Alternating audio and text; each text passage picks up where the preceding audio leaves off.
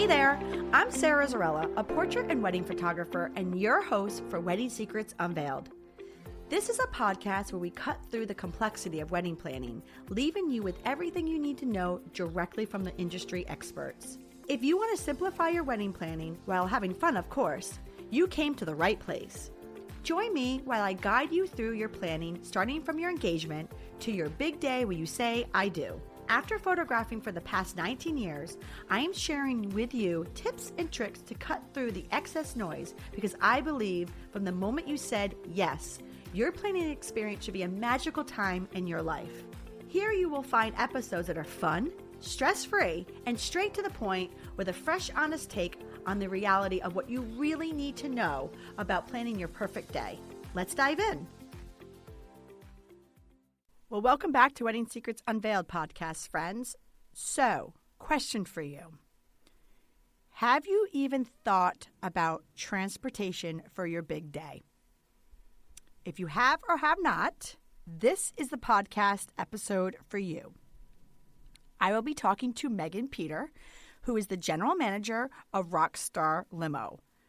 We break it down. She talks everything about transportation, getaway cars, shuttles, on-site coordination, estimates. She talks to us about how to compare apples to apples when price shopping for your transportation and vehicles on your big day. There's even restrictions that you need to think about in different towns and venues. If you are in this stage of your wedding planning, tune in to today's episode with Meagan. She is going to unveil some secrets and tips and all things to do with wedding transportation. Well, welcome back to Wedding Secrets Unveiled podcast, friends. I'm your host, Sarah Zarella, and we are here today with Meagan Peter. She is the general manager of Rockstar Limo. A lot of times, if you contact them, you will basically be talking to Meg, right?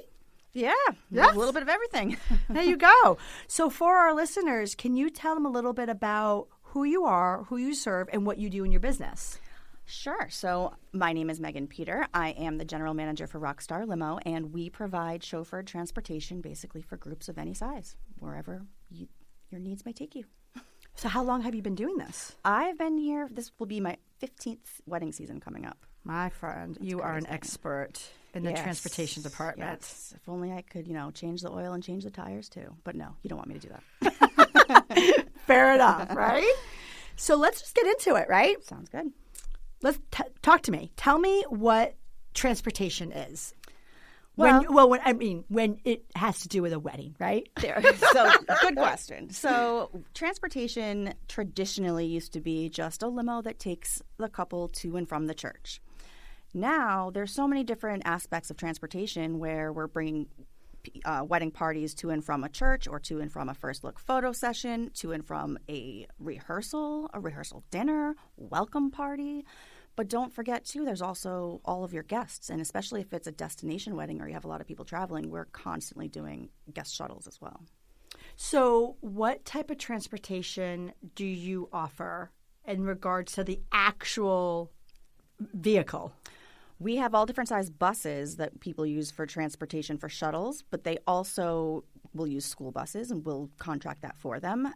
Trolleys would be the most popular vehicle because it can do double duty. You can use it for wedding party, do that for photos, and then also use it to shuttle guests since they're large capacity and easy to get in and out of versus scooting around a smaller limo. It's kind of fading away. And do you still do limos? Absolutely. Those are still a classic look, and they're still fun, and they still have everything inside that you need. They look nice and pretty on the outside, but they're party central on the inside. How about party cars? Oh, yeah. Party buses are easy to get in and out of, too, and that's the same thing. It just, you never know what's inside, and it's kind of like a nice surprise when it shows up and you step in. I love seeing the reaction of people when they get in and out of those. What is the most popular trend right now that you're finding when it comes to the type of transportation? The vehicle type? Yeah, just curious. I would say trolleys. They're definitely the most popular because they're also good for, well, at least in our area, since it is a tourist location, you've got 360 degrees of windows. So when your guests are on board and getting shuttled, they can see the sights. And you can have a back porch on there too, so that the couple can take photos on the back porch. So they love that aspect of it. And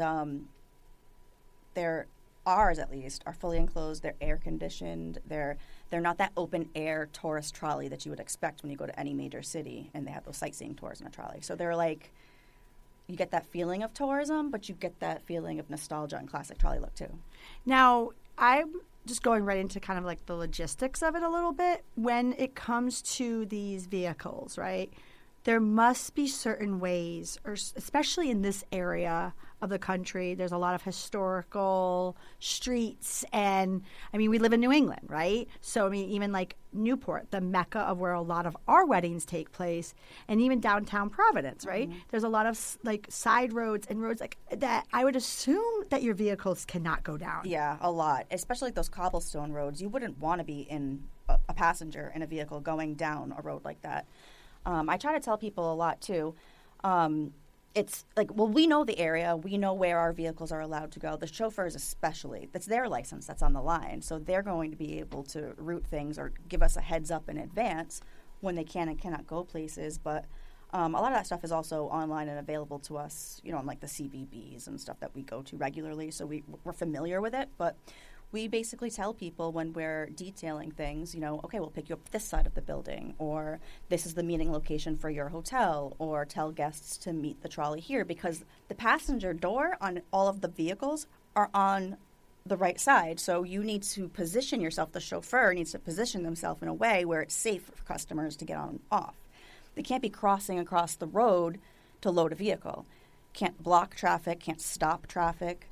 So there's very specific locations they have to go. And sometimes people are like, well, why are you going to that hotel before that hotel? It doesn't make sense. And it's because of the way that the bus has to leave. They can't turn left off of this road, so they have to go around the block so that the door is on the right side of the building. So interesting, because that is exactly what determines then a little bit when you're dealing with timelines, right? Mm-hmm. So a lot of times what somebody would consider a 15-minute drive when you're dealing with transportation is not. It is such a common thing, but it's only 2 miles down the road. But do you know how long it takes 50 people to get in a bus, 50 people to get out of a bus? And then I tell people all the time, when you're driving in your car and you're stopped at a red light, you can turn right on red, no problem. Punch it a little bit on the gas and you're good. You do not want to do that with 50 people behind you and they all go flying in their formal wear. Like, it's just not going to be a pretty picture. So they have to, go a little slower, have a little patience. And I can tell you right now, absolutely nothing in transportation takes 5 minutes. It always takes longer than what anybody thinks. So why don't we just do this a little bit? Why don't we kind of take us through the booking process? Because obviously for our listeners right now, if they're listening to this episode, they're thinking about their transportation. So where does somebody even begin? Because I'm sure you don't begin with that, which is part of what you're going to have to educate us about and you're going to have to talk to us about. But so what happens? Take us through the process. So what we usually do is, it depends if we ask you right away, are you looking for wedding party transportation, guest shuttles, or both? That's our first question most of the time. And a lot of people are like, well, I don't know, I didn't even consider the other. So then we'll go into detail about it. Wedding party transportation, the most common scenario is a pickup for one side of the wedding party, drop them off at the ceremony so that they're there early, they're greeting the guests as they arrive. Then we use that same vehicle, turn around, go get the other side of the wedding party, bring them to the ceremony, and they basically walk off of the vehicle and down the aisle. We wait, get them all back in the vehicle afterwards, go wherever they want to go for photos, and drop them off at the reception. That's traditional. That's typical. You can replace ceremony with first look. You can replace that first drop location with anything, but it's usually a chunk of time. And we tell people, don't worry about it right now. If you don't know the exact details, that's okay. We don't expect you to 9 months to 12 months in advance. Not to interject there, but that's exactly right, because a lot of times being a photographer, we're one of the first ones to book. Mm-hmm. But also, too, being the photographer, they are turning to us to come up with a timeline because we are the ones that are taking them somewhere to do pictures. And the timeline goes off of like their list, right? Of how their families are set up, what pictures they want, or like what locations, like you just talked about. Like, are we going to one location? Are we going right to the venue? But the thing is, for a photographer, we can't even come up with those timelines a lot until we get closer to your actual date, because a lot of people, we got to make sure that people are there, people are RSVPing. So it's interesting you bring that up because that is probably one of our number one questions that we get is I need to let my transportation know and my hair and makeup. Those are the two, right? Yep. We always do that. Yep. Yeah. So it's funny because you talk about that. You're like, we don't need to know right away. But there is a time when you do need to know. Yes. When is that? The week before. We do not want your details 9 months and 8 months and 7 months because it'll change so many times. And you're not leaving until that last person gets their hair and makeup done. So... And you're not going to know exactly where you're going for photos because, sorry, yes, it's not always perfectly sunny. So you may need a backup plan for that. So we don't want your timeline until you've finished your timeline with everybody else. Right. And I mean, obviously, you know a rough chunk of time when they're going to meet it. Because obviously the ceremony is set in stone. And the start of your reception or cocktail hour is set in stone. Right. But everything else, like you talked about, when does someone need to be picked up? And when does someone need to be dropped off based on hair and makeup? Or where are you going for photos? That is revolving. Yes, constantly. And we all just block off a chunk of time. That's what we tell you. We'll block off from these 4 hours, these 3 hours, whatever it is. And a lot of people will be like, well, I don't need that full time frame. But you might. So you might as well just hold it. It's the same price whether or not you hold it now or hold it later. So be safe. Better safe than sorry. And just keep it. And once you know everything is good, then cut back your time. Then start detailing those locations. So at the first initial call, someone does not need to know exactly when they need you. No, we'll get best estimate. We'll base it off of a ceremony. Typically, if it's a 2:00 ceremony, I go like an hour before. Drop off. You're going to go to your reception. You're not going to miss that. So we know what time you're going to be done. So right. So once you figure that out, where do you go from that? So from the wedding party stuff, that's when we start to usually talk about the guests. So that's the traditional, quote unquote, traditional type of transportation. Now we're going into guest options. Right. And a lot of time people will, if their ceremony, say, is at a church and it's a long gap between ceremony and reception, they won't always do guest shuttles to the church because by the time they pick people up, bring them to church, they get out of church, they get back on the bus, say they're going to go freshen up at the hotel, they basically walk off the bus and have to get right back on. So it's not a good use of time. And a lot of people, if they don't have that much time in between to do anything, they'll just go off on their own and find their own way to the reception. So a lot of people will just plan for the reception anyway because that's really when they're doing most of the drinking and when it's really safe to use it. So what we do is kind of ask them where they have their room blocks. That is a huge, huge, huge part of the puzzle. Room blocks help you kind of gauge your guest counts, and sometimes it could be tricky to get them if you're in an area that has lots of festivals or other events where you're booking. Other people are booking rooms too, so we suggest booking those in advance. But what we do is we ask you for your general hotel locations. Don't worry about guest counts. Give a rough idea of how many people you think you're going to transport, and we'll book a vehicle for a chunk of time based on that and figure out the timeline later once we know exact guest counts at each location. How does somebody, when it is time to get the final count, how does someone deal with that? The hotel will give you the room block numbers. So sometimes they'll give you the exact rooming list. Sometimes, depending on the hotel, they'll just give you the number of rooms that booked in your block. It's important to know that it's usually about 2 people per room. So when you're looking at your numbers, it's not 5 rooms. 5 rooms isn't 5 people. 5 rooms is usually 10 people. But we would highly, highly, highly recommend a transportation RSVP on your invitation. Talk to me about this. This is one of my favorite things in the world. It's like, yes, I want to go to the wedding. Yes, I'll have the chicken. And yes, I'm going to take the bus to the wedding.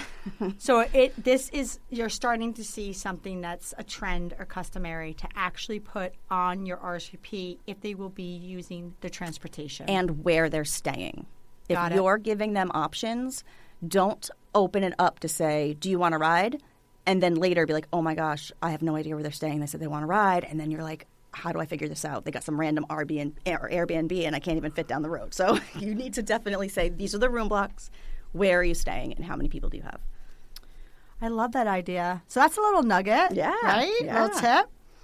So we talked a little bit about the actual RSVPs and for the guests, but what about people who are using it just for their immediate family or wedding party? What are some little tips that you can tell people?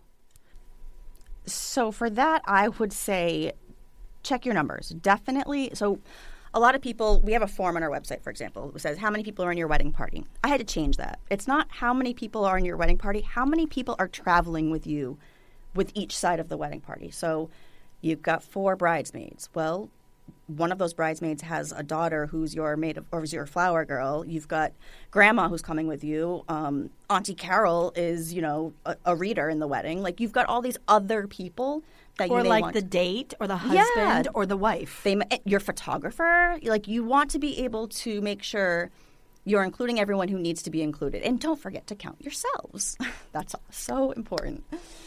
But yeah, it's definitely more than just how many people are in your wedding party. It's a lot of people. So once we figured out a little bit about the transportation and what you need, are you doing guest transportation or just wedding party transportation? We talked a little bit about the RSVPs and the guest count on the transportation. What we haven't touched upon, though, is budget, pricing. It can be tricky. So a lot of people, it's not cheap, let's put it that way. And we've all seen gas prices go crazy. Yeah, actually, talk to me about that. What did the transportation industry have to do with the last? Actually, now I'm saying this out loud. You guys hit the pandemic, which probably significantly affected you all because you're dealing with large amount of people, which now you can't anymore. And then you had to shift into just skyrocketing gas prices. Yeah. So what?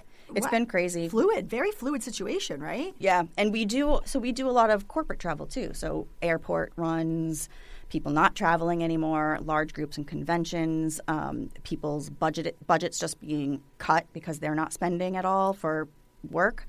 So yeah, weddings, everyone was still getting married and doing what they could to get married. So we would see a lot of that. But again, the smaller groups, so you kind of have half capacity of vehicles. Some people don't justify spending a larger chunk of change for a larger vehicle to put less people in it, especially when it's now 10% more to be able to move it, to pay for the gas to go in it. Because diesel fuel is really what the vehicles take. So it's if you see your regular car gas is getting lower, it doesn't change the diesel. The diesel. Right. Yeah. So that's a fluctuating thing that we've done. A lot of companies have implemented like just a fuel surcharge. So maybe it's 5%, maybe it's 10%. It'll be based on whatever it is at the time of your wedding. So that's what I was going to say, because I would assume that when someone's getting in a contract with you, I mean, some events are happening a year to 2 years in advance. How can you predict what you're dealing with? It's impossible. So we kind of evolved and learned like everybody else did during the pandemic. It was like, oh, maybe we should add that to the contract. Because it just you don't think about it until it comes up. So is it common in your industry to get into a contract that there's not set pricing because it depends on a gas or like is there like surcharge? How do you guys work like surcharges? Like how do you guys work in your industry? What's common to see for someone who's never experienced and got into a contract with transportation? What are some common practices that you're seeing to just because I mean like you said it's not fair. I mean who knows if gas prices are going to be $5 in 2 years? Right. Like, so what do you do in a situation like this? So I mean, transportation in general, you always have to factor in that fuel cost because it's always going to be there. So we've always had a service fee, which kind of covers – you'll see that on every contract before any of this went crazy. You'll always see some sort of STC fee, fuel surcharge, service fee, whatever the case may be. It kind of covers some overhead expenses of paying the chauffeur to prep your vehicle, drive to you, get to work early to get the supplies like the champagne, the waters, the ice, like get everything in the vehicle. There's so much time that they spend before they even get to you getting ready for you, plus the time that it takes for them to leave you, to go fuel back up again. So there's always some sort of service fee. And what we did is we kind of have like a tiered structure where if the fuel is at a certain point, then you may see a fuel fee be added later, and that's at our discretion. And you basically, it is what it is. Yeah, I mean, that's why we're talking about this. Yeah. I just wanted people to be fully aware of what some of the things that they're going to say. Even if it's not the most glamorous, it is what it is. And then you could be, I mean, honestly, for some of those things, you can negotiate with your contracts because if you have 10 vehicles at your booking and it's 10% across the board, ask them. Maybe it's instead of 10%, can I do $50 per vehicle or something like that, So what are you seeing for, at least in this area, for pricing for the average? For service fee or fuel, I mean? Just in general, like pricing for transportation. Like you said, like the original, like we're originally talking about, then I got you on a tangent over there. But you were saying it's not cheap. So what is someone looking at for this? Well, it depends on what you're doing. But, I mean, we have like 50 vehicles, so there's some of them that are like $100 for like a transfer. But you're looking to spend probably between $750 to $2,000 for one vehicle, depending on the size and depending on the time frame. Off-peak, it's the same everywhere as far as like Sundays and Fridays or Thursday events. Like those are, you have more flexibility, but holiday weekends, not really. It's just the demand is there and it's going to book. What about gratuity? We roll it in as a convenience. But that is a good question because it's discretionary. We can't tell you what you're going to tip the driver, just like when you go to a restaurant. You can't tell anyone. So we put it in there so you don't have to worry about another envelope at the end of the night. And 9 times out of 10, you're not seeing all of your chauffeurs there that day. Especially the bus drivers, you may not ever see them. So it's just easier for you. But we do work with school bus companies, and I usually tell people those guys or girls are driving kids all day. They're not accustomed to getting, working for tips, so to speak. So they're paid a higher wage. They're not expected to get 20% like the rest of them. So we say if you want to throw them $50 a day go for it. They'll appreciate it. It's certainly not required. They're paid for their time, and they're paid at a higher wage than most chauffeurs. That's a good determining factor, chauffeur versus driver. Okay, tell me the difference for the listeners. A cab driver is a driver. An Uber driver is a driver. A limo chauffeur is a chauffeur. They're taking care of you. They're opening the door for you. They're laying out red carpet if you want it. They're showing you where the champagne is. They're going to remember certain things about you, and they're part of the day. Getting a ride to the airport, you know what? Funny, this is a good way to look at it. When we train our chauffeurs for a corporate job, we're telling them to adjust the mirror so that you don't make eye contact with your passenger. You're a fly on the wall. You are just driving. When you're a wedding chauffeur, you're part of the conversation. You're part of their day. You're going to remember them. You give compliments, help them with their door, offer a mint to the groom before he walks out of the vehicle. Reassure the father of the bride. There's so many different things that they're going to remember you for. So for the chauffeur, they are getting a higher hourly rate. The chauffeur's not. No, that's the weird part, right? Okay, I'm glad I clarified this. So the chauffeur is usually, again, gratuity is on your discretion, but those are the ones that are they're working for it. Working for the gratuity. The drivers, right? Am I using the right terminology? Yeah. A driver's a driver. A driver. Those are the ones that have the licenses, right? Yeah, they all do. Okay. It's just they're not groomed as a customer service oriented person. They're not. They're groomed to drive you. And they have the higher wages. Yeah. Isn't that crazy? That's so interesting. Well, this is why we have this, because, it's just a world that you live in for 15 years. Yeah. But for somebody who's listening and myself, this is all new, right? Yep. And your Uber driver isn't going to be trained for wedding services, so it's not someone you should rely on. Look for those chauffeurs. I do want to, and this is not just because you're the guest right now. I just want to put a little disclaimer out there. Just take it from somebody who's at events on a daily, all different types of events that don't even have transportation, events that do have transportation. Just disclaimer, please. What your guests do is your guests do. But for you, the VIPs, the family members, the people who are actively participating, whether it be wedding parties or just family members, please do not rely on Uber on your wedding day. I know that in hindsight, not hindsight. I think that people think that, okay, we'll get an Uber. I cannot tell you how bad of an idea that is. I've literally been at weddings where the groomsmen are on their phones getting Ubers, and oops, they don't come to that location. Mm-hmm. They don't, especially in some of the historic areas that we have here in New England. But not even that. They might not be available. They don't have the room for everybody. People are arriving at different times. It's just not please just don't. It's not worth it. It's really not. If you planned so long already for this day, you don't want to be late. You don't want to be in the back of a Camry. You probably have a nicer car than half of the Ubers you've been in. You don't want to be spending that much money and then rely on an Uber driver. And like I said, what your guests do, your guests do. I mean, I'm not, but it's just, that is just not the day to be relying on an app on your phone, hoping that someone's available. Absolutely. So what we're going to do, Meagan, is we're going to take a quick break. And then when we get back, let's talk a little bit about end of the evening coordination with transportation. Let's get into a little bit more pricing, how to compare apples to apples and making sure that you're shopping the right price, right? Okay. And I would love for you to just kind of touch upon a little bit about coordination. Sounds good. I appreciate you being here. And hey, if you like what you're hearing, I encourage you to check out our website at sarahzarella.com. And don't forget, you can actually subscribe to this podcast wherever you're listening so you never miss an episode. And I would so appreciate if you left a fabulous review on Apple Podcast. Even better, share it with a friend. It's a great way to show your support. And now, let's get back to the episode. Well, welcome back to Wedding Secrets Unveiled podcast, friends. I'm here with Meagan, your transportation expertise. So, Meagan, before the break, we were talking a little bit about pricing, right?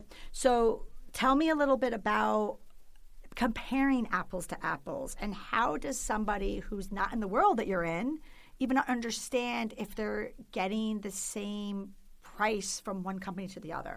That is such a good point, because someone may just look at the number and will go for the lower number because they're on a budget. Understandable. But what are you getting for that number? We talked about those fuel surcharges. We talked about the gratuity.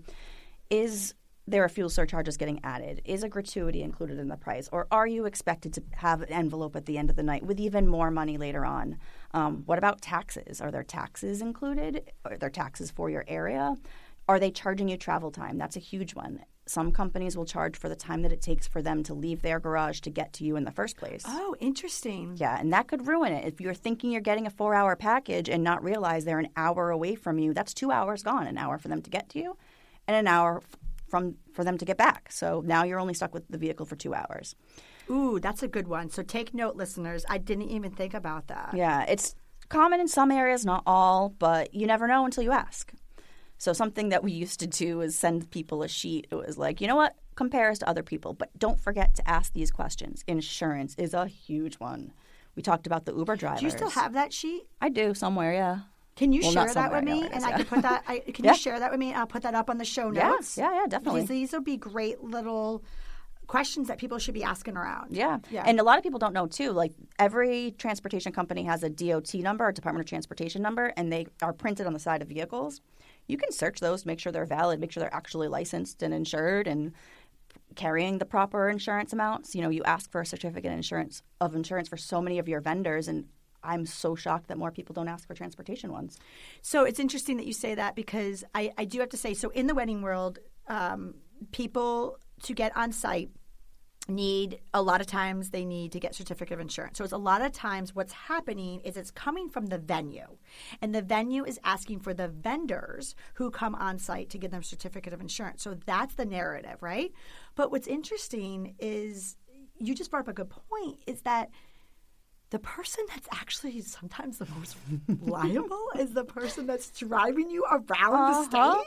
So why are you not asking them for that? Yes. And you have all your loved ones in one car? Yep. Sometimes without seatbelts? Yep. I'll just call an Uber instead. It's like, no. You want someone that is reliable, has the proper coverage, takes care of you, gets you all there at the same time, and the right amount of insurance. That's always the big kicker, because if you have a certain size vehicle, you need to have a certain amount of liability insurance too.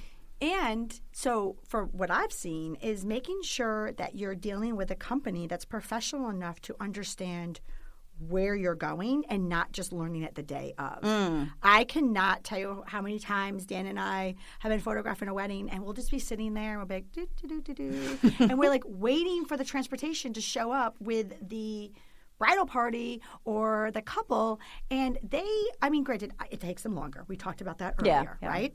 But I mean, we're going on ticking some time, and it's because the driver got lost. Mm-hmm. It's sad and horrible. And by the way, they're showing up stressful now. We're about to take pictures, and I'm like, whoa, what just happened in the last 15 minutes that I left you? It's the first impression, and it's not a good one when that happens at all. So when we train our chauffeurs, well, first of all, when we're planning the routes, we do that on the back end. A lot of the wedding coordinators in the office because we're talking to the clients, we're working that out with them, and you have to relay that to your guests to tell them what time to take the buses. So we're working that backwards in your timeline and figuring that part out for you. But our chauffeurs are the last line of defense. We send them their paperwork the night before, and we're like, check your routes. You know better than us. Like, you're there all the time, every single weekend. You're at these hotels. You're on these roads.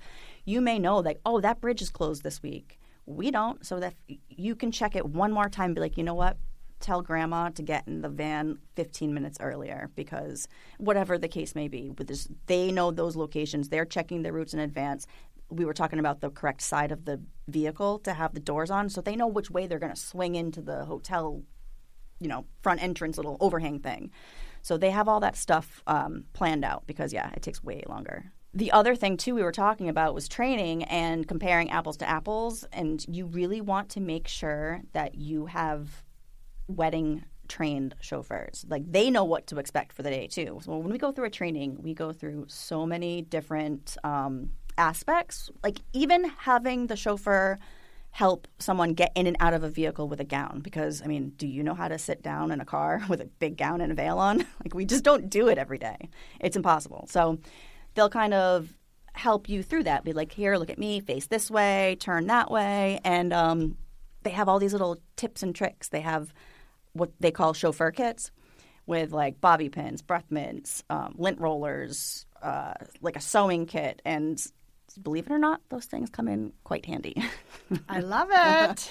There was this one time that I always use during training, actually, where, oh God, this is a crazy story, but they're at this whatever park or something taking pictures. I think it was a beach. It had to have been a beach. Hear me out. All right. They're taking pictures, and there's the wedding planners like running around, or not the wedding planner, the wedding party is like sitting around, running around. The kids are running around. They're doing whatever. Bride and groom are standing on this little like cliff, not like major cliff, but maybe, I don't know, a rock. And so the videographer, it was telling them to like step back or do something.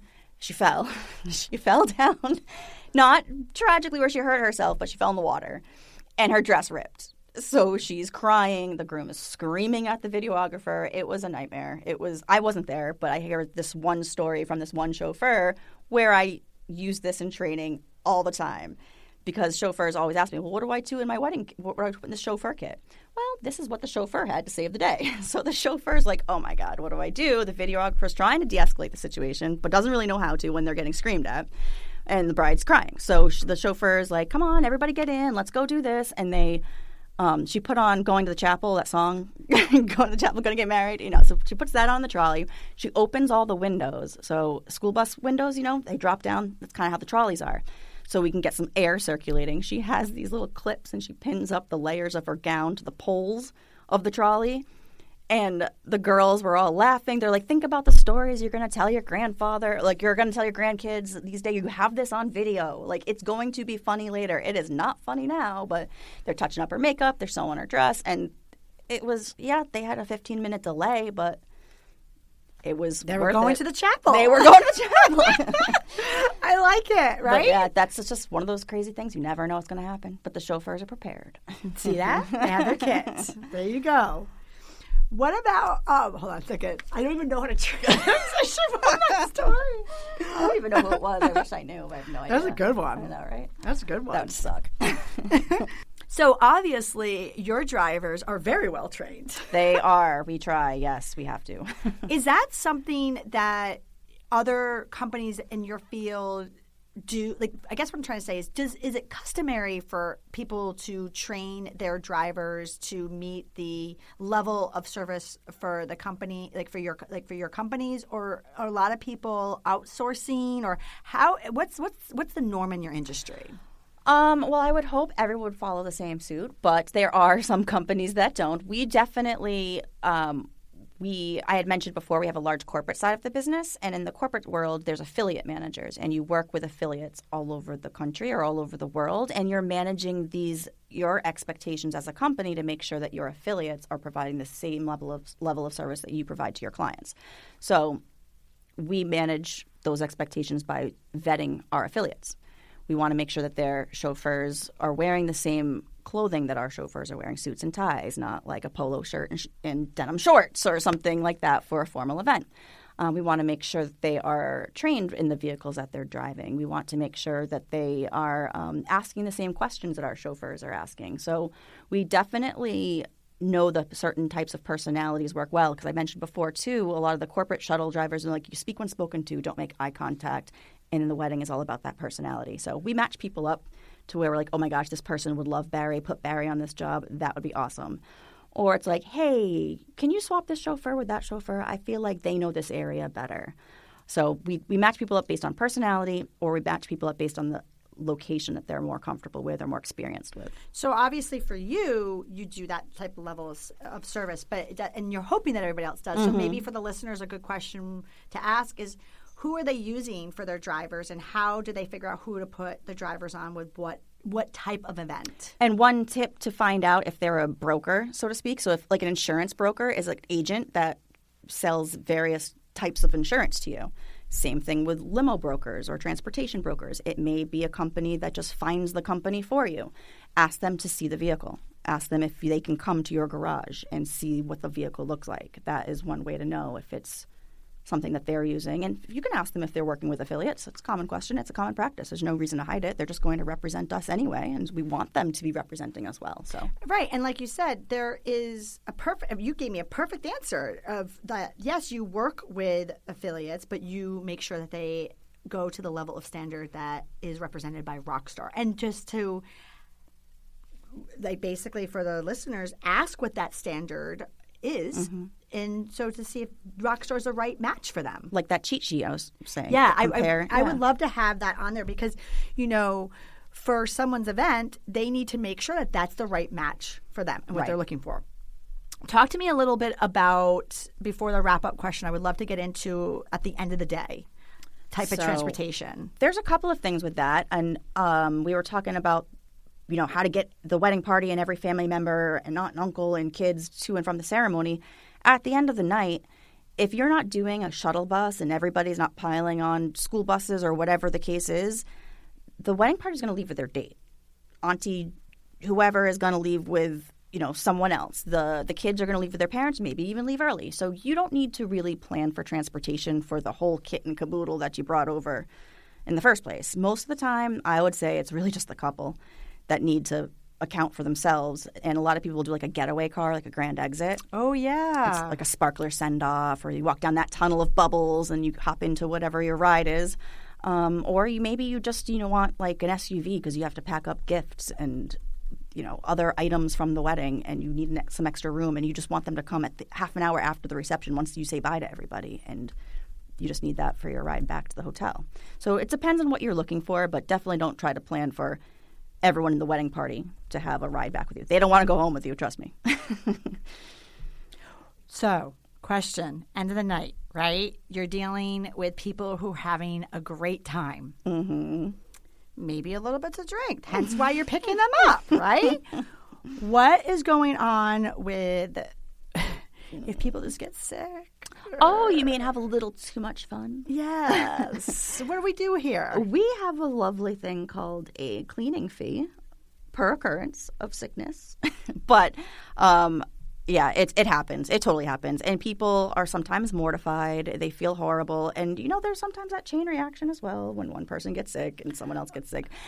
It happens. We do have to charge for it because, sanitation, got to clean that stuff, especially if it's a school bus and kids are taking it to school in the morning. Oh, yeah. But we had one planner who saw the clause in our contract saying, like, it's per occurrence, was so concerned that I guess she knew the crowd and knew that it could be a rowdy bunch. So she had monogrammed barf bags in every seat at the end of the night, ready to go for people. Fair enough. And honestly, I would hope for you all who are listening, you don't bark at that cleanup fee, because if someone has to clean up your guest or yourself's mess, I mean, like you said, it's just it's paying it forward. It's helping the next person who has to hop on that car, because you would want it to be sanitized for you. Exactly. You do not want a beer bottle rolling over your foot as you're getting sitting in your trolley seat or something. So, Meagan, for our wrap-up question, what are some key points that couples should be asking their transportation company when they are inquiring to make sure that they are working with a professional company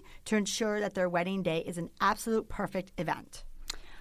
I would say definitely ask about all of the costs that are involved so there are no surprises later. You know all about any kind of fuel surcharge, gratuity, contract changes, and when payments are due. Also ask about insurance. It's great to know, the color of the vehicle and the amenities, but you do want to make sure that they're compliant with any kind of government and federal requirements and they have the proper insurances for the vehicle and licensed chauffeurs. And then I would say definitely you want to confirm when everything needs to be finalized and who is finalizing it. If they should be the one that's taking care of that and working with you and helping you to determine the schedule. They shouldn't be saying, give me your schedule the week before, because you may not have it correct. They know their vehicles. They know the chauffeurs know the routes and roads. They should be helping you with that. Well, thank you so much for joining me on this week's episode of Wedding Secrets Unveiled. You helped our listeners become one step closer to their journey of a stress-free wedding planning.